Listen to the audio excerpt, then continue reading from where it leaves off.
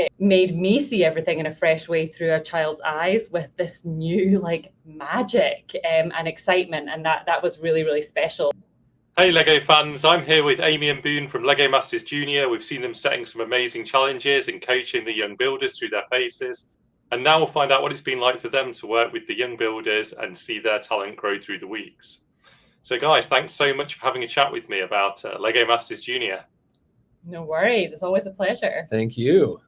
So Boone, I'll start with you. What was it like moving from a contestant on Lego Masters and having the pressure of building to overseeing everything and keeping an eye on everybody? It was a wild experience seeing it from the other side. I think I had ideas for all those years. I built with my teammate Mark on season 1. I came back for the holiday special after season 3 and built with Robin. And it's a different level, or it's a different kind of intensity, I would say, because as a builder, you have this pressure of the clock that you like from the time the clock starts until it's done. You really can't stop thinking. You can't stop moving. You have to communicate well with your partner. And it feels like the only thing that exists in the world is between you and getting to the end of that build. Being a Brickmaster is also a lot of pressure because the decision ultimately is down to like, what can Amy and I point at and identify and agree on and say, like, we can stand by these decisions. And then we have to be able to be comfortable, standing by those decisions forever, because they will go out there to national television and they will go out there to all, to the streaming platforms. And that's a lot of pressure in a very different way. I don't know if that's very clear, but maybe that's like the big picture answer to your question. Both are like the most fun I've ever had, right? And it's just two different versions of this insane, wild, fun thing. And Amy, what's it like having young builders in the room instead of adults? How does that change things up? What kind of energy do they bring to the table? The energy they bring is absolutely amazing. Like, as soon as they came in, the excitement, the awe from seeing what they normally sit on the sofa and watch on TV to like being in the studio, seeing all the bricks, seeing Boone, like the cheer when Boone came in of all these kids that had been sitting at home cheering him and Mark on was amazing. And I felt like for me, it just kind of made me see everything in a fresh way through a child's eyes with this new like magic and excitement. And that was really, really special, especially since I've been doing the show for we're on the 6, we've done filmed 5 seasons, so we're on season 6 now. And I think like that refreshing way of seeing the kids' excitement was really nice for me. But it's also a bit wild having kids in the studio. They say things you're not expecting. Our check-ins going around, everything like goes in a totally different direction than the plan. You try and do judging, you try and do a formula, and then things just go totally in a different direction. But I think that's what made it so fun as well. And sometimes they want to just tell you about something that has nothing to do with the challenge. But the distance, I think for a lot of adults, the distance between idea and execution is quite a long distance, right? But for kids, that distance is nothing. They can literally imagine and build at the same time. And it's pretty special to watch. So I've always had the theory that like when people look at children building with Lego bricks versus adults doing it, that the gap isn't whether you're a child or an adult, it's how much experience you've got with the bricks. What's your take on that, like having seen them up close and kind of seeing them compete in these challenges each week? I would say that the kids like blew us away with their Lego building skills, their knowledge of the system, and their creative confidence. And I think that was the biggest thing they had that adults often lose, is they would not spend like an hour planning at the beginning. They were like, great, we've got a challenge. It's Disney. I've got this character. I'm going to start building an ice palace right away. They would run to the brick pit and they would start building.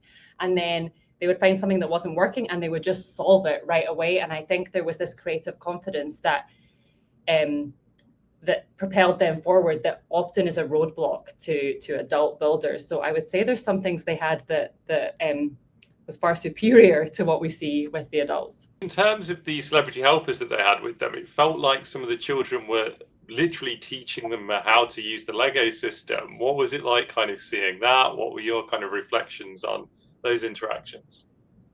I think in a lot of cases, yeah, the celebrity assistants or celebrity teammates were learning. Yeah, you're exactly right. The kids were the experts in the Lego system. And I think the kids were the experts in imagination.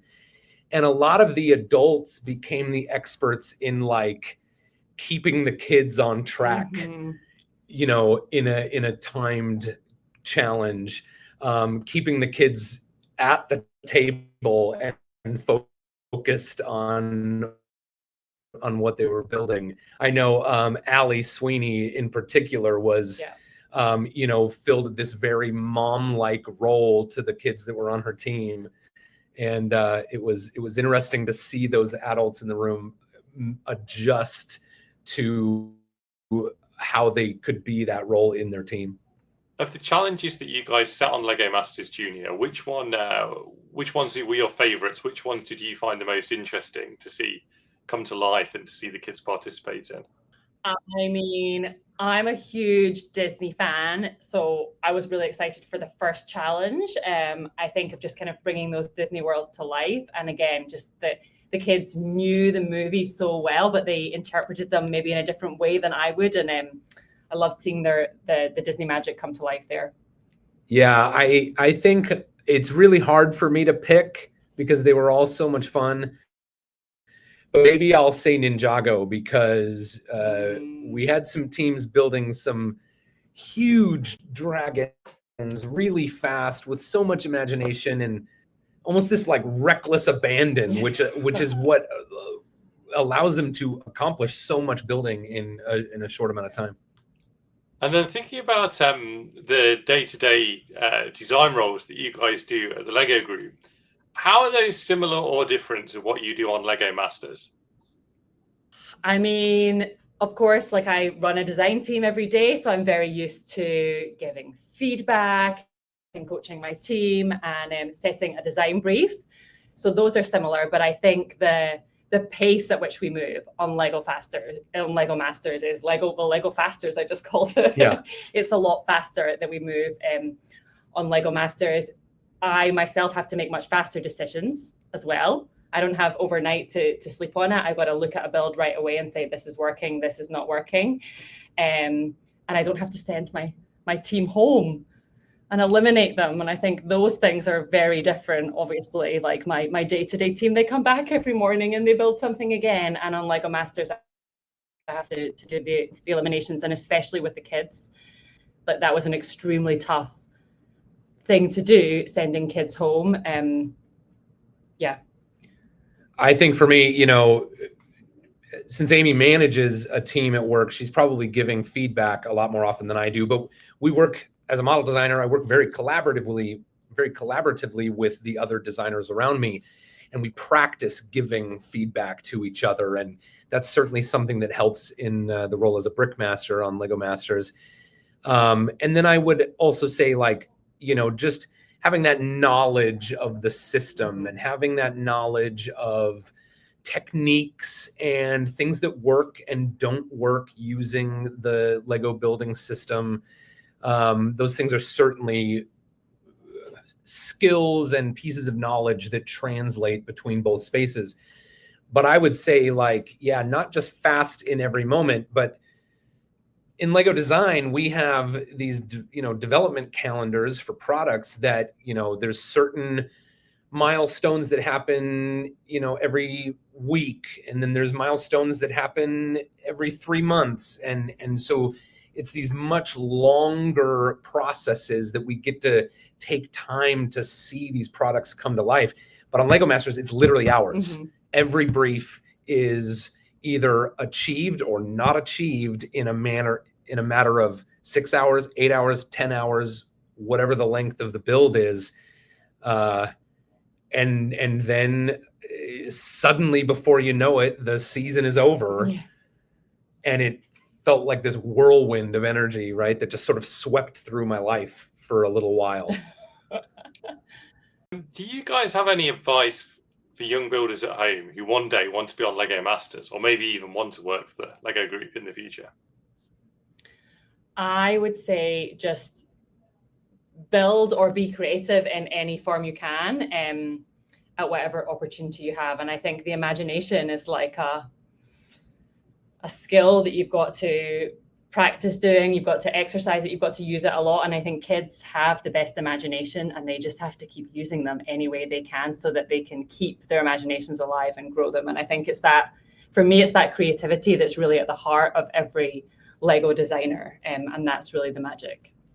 Yeah, I would say just the knowledge that the people you see on the builders you see on Lego Masters and the people you might have heard of who work in Lego design are real human beings that started out as kids, just like you.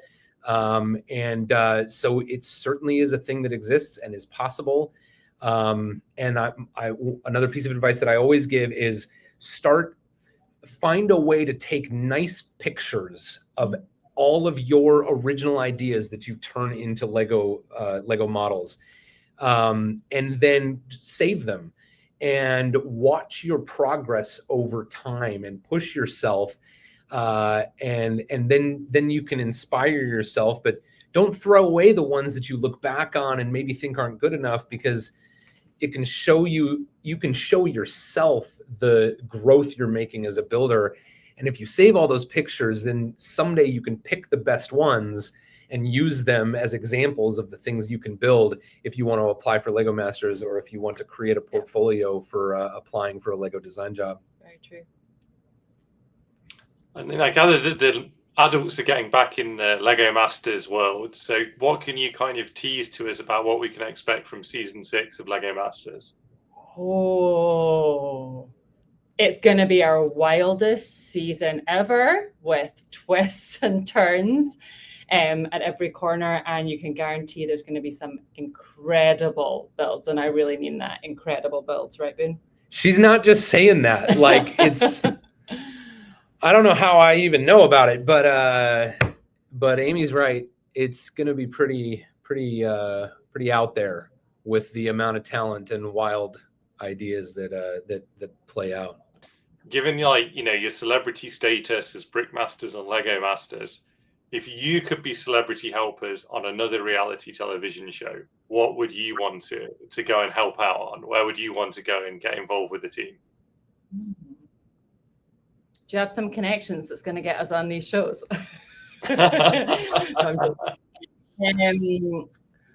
I think Bake Off, if there was a Bake Off edition with kids that I could be a helper on, I think that would be a lot of fun, because I like baking, but I'm not the best at it. So I think some kids could probably teach me a thing or two about baking, and I could be a good assistant.